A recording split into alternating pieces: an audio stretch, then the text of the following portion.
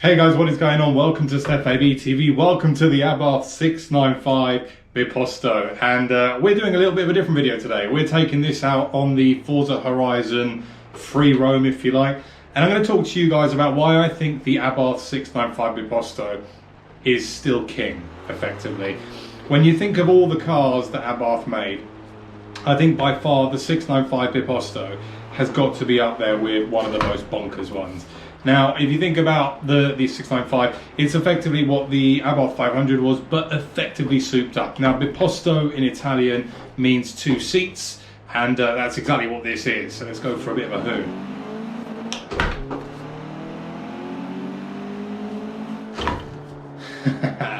And it's such a cool car. Oh, flipping out. Now, obviously, I'm playing this in-game. It's slightly different to real life, so apologise my driving. But it's cool, and I've really started to take a joy to this kind of online sim racing thing. But yeah, when Abarth created the 695 Biposto, and it was unveiled at the Geneva Motor Show for the first time, let's overtake all of these guys. Oh, that's a solid move, that, look at that. When they unveiled it at the Geneva Motor Show, they were so hyped at it, and they positioned this as was it the smallest supercar, I believe they said? I think that was a bit bold, if I'm honest with you, because it's not a supercar. It's not a supercar at all. But what it is definitely the fastest car that Abarth have made. From the 1.4 litre engine, you get obviously the 1.46 turbo on it, 190 horsepower out of this car, standard. And of course, because it is only 2 seats and it's completely stripped out, you get all the good stuff that you do from the current Abarth range, but because it's so lightweight, do we have a 6th gear in this? No, we don't. See, Forza's quite accurate. You get all the kind of niceties that you get from the current Abarth, but they have stripped it out so much. And one thing that I loved about the 695 Biposto when I drove it is just how quick it does feel. Now, if you think of the 595, it's a light car to start with. Now, when you take more weight out, you take rear seats out, you add that kind of big kind of roll bar at the back, or the stability bar, if you like, it makes this car much more sturdy. And you can really throw it around. 0 to 60 in 5.9 seconds from a 1.4. Oh my word. Oh, come on, keep it steady, Stef. Sorry guys, that's not good driving. 5.9 seconds from a 1.4 litre engine is pretty quick. And you've got to think about that is how it is out of the box. When you start to play around with it, oh, that's a nice Escort Cosworth over there. When you start to play around with this in the world of tuning, this becomes a really good package to play around with in real life. Because with the 1.446 turbo, you can tune that intercooler, 230 horsepower, 290 foot-pounds of torque, and for most cars out and about, you don't need much more. The challenge with the 695 Biposto, first of all, is, I mean, when you look at it from a practicality perspective, is you do only have 2 seats. The ride is very firm. The suspension that you get on it out of the factory is fully adjustable suspension. So you can make it a little bit stiffer, higher, lower, whatever you choose, but obviously the car is born for the track. Now, when you try and use it every day, it's quite a loud car because you do get the Akrapovic exhaust from it, which is a brilliant bit of kit, but because you have that removal of the rear seats, the sound inside the cabin is rather loud. Also, because Abarth went completely bonkers with this car, they completely stripped it out. They stripped it out completely, so you don't even have things like AC. Now, it's really interesting because when you look at cars such as the 695 70th Anniversario, I don't have an indicator here, but I'm going to turn left here, take some little country B roads. You take the 695 70th Anniversario, and they only managed to get 180 horsepower out of that. I know I'm not crossing the double white line, that's not good driving. But the reason they couldn't get any more out of it was because of the fact that they had to keep the AC in. If they would have removed the AC, you would have had the same power as the 695 Biposto. Look, another Abarth, so we take him in 2nd gear. You would have the same power as a 695 Biposto, so you have to sacrifice a little bit of practicality. Oh, flipping out. A little bit of practicality, but as a result, you get such a fun little car. And even in this Forza game, it's brilliant fun. And I'm really enjoying it, particularly with the shifter as well.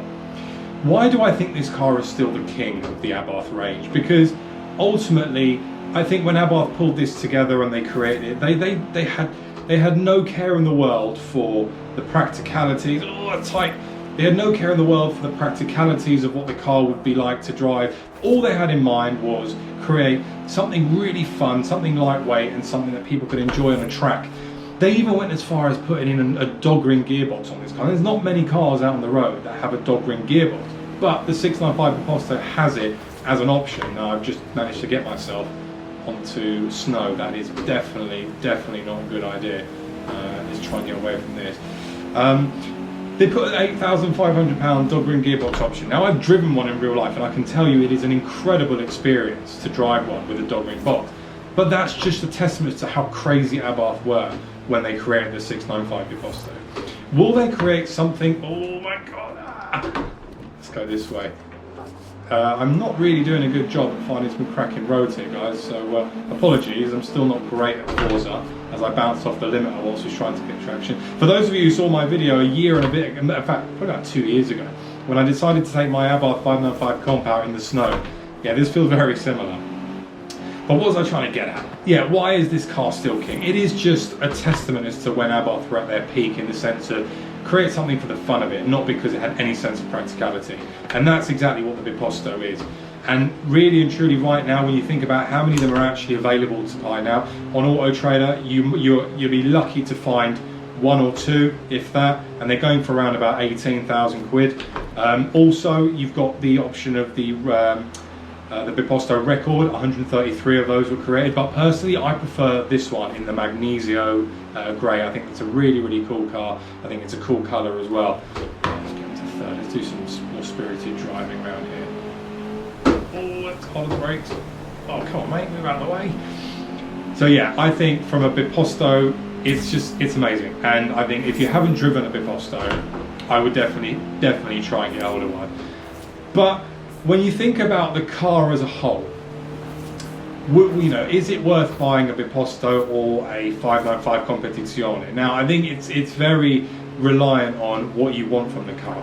For me, I think the Biposto, oh, flipping out, look at that. Oh, can we control that? Oh my word, we just smashed that car up. For me, it's very much reliant on what you want the car for. If it's an everyday car, I think you'd be hard struck to use the Biposto. I think, to be fair, that's a lie. You can use it every day, but for things like practicality, for your shopping, etc., it will be moving around all over the place in the boot of the car. Whereas something like a 595 Comp, you get rear seats, you get a boot that confines all the stuff within it. You're not going to have it all flying around everywhere. Whereas in this car, I mean, the kind of driving I'm doing right now, it'll be all over the place. It definitely will. Also, you get things like the air conditioning. That's a creature comfort that you don't get in this current car. And simple things such as a radio. You know, Abarth went so nuts with this car that they even removed the radio. That's how aggressive they went with it. So the Comp gives you that. Also, with the Comp, you still get the kind of bucket seats, the Sadot seats. You get them. Let's go right. The Comp has the same seats as this car. Granted, the Biposto has them in a better styling. They've got this grey stitching and grey fabric, whereas the Comp gives you different options. I think as a whole, make your own mind up, but I really like this Biposto. Would I ever buy one? Maybe one day I would.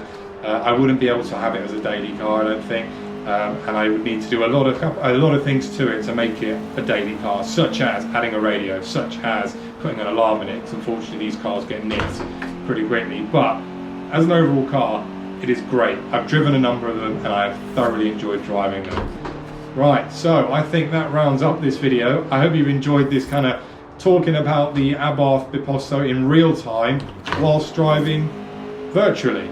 My name's been Stef, guys. You guys have been awesome. We're going to do more of these videos because I actually really enjoy them. I actually really enjoy just driving with this wheel and just driving online, really. It saves on fuel because it doesn't cost me anything for sure.